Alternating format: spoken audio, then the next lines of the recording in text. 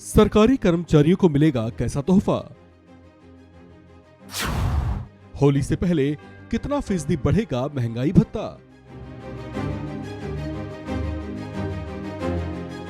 सरकारी कर्मचारियों के लिए बड़ी खुशखबरी आने वाली है। होली से पहले उनके महंगाई भत्ते में बढ़ोतरी किए जाने की खबर है। मौजूदा महंगाई भत्ते में सरकार 4% का इजाफा कर सकती है और अगर ऐसा होता है तो केंद्रीय कर्मचारियों को मिलने वाले डीए में सीधे 4% तक की बढ़त हो जाएगी। इस तरह से महंगाई भत्ता मौजूदा 38% से बढ़कर 42% किया जा सकता है, जिसका फायदा सीधे केंद्र सरकार के 1 करोड़ से ज्यादा सरकारी कर्मचारियों और पेंशनर्स को मिलेगा। इसके लिए एक फॉर्मूले पर सहमति भी बनी है।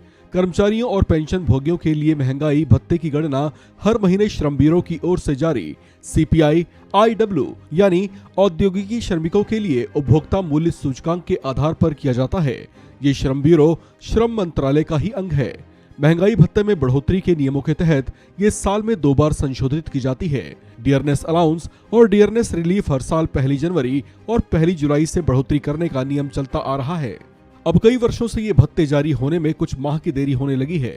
गुजरे वर्ष जुलाई में डीए में जो बढ़ोतरी होनी थी उसकी घोषणा सितंबर के अंत में की गई थी। तब all India consumer price index for industrial workers का डाटा महंगाई भत्ते और महंगाई राहत में लगभग 5% तक की बढ़ोतरी की संभावना जता रहा था।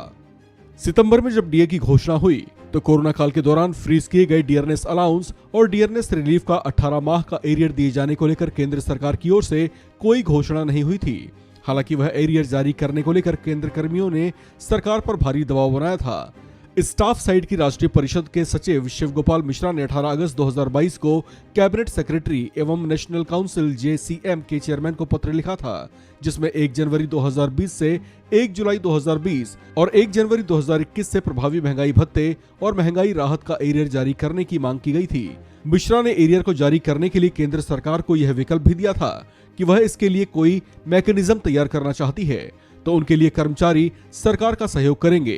कैबिनेट सचिव को लिखे अपने पत्र में JCM सेक्रेटरी ने सुप्रीम कोर्ट द्वारा फरवरी 2021 में दिए गए एक फैसले का हवाला दिया है।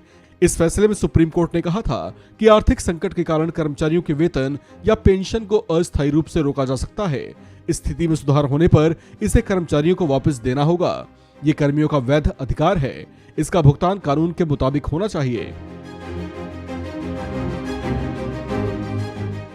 इस खबर में फिलहाल इतना ही। बाकी अपडेट्स के लिए बने रहिए वन इंडिया हिंदी के साथ।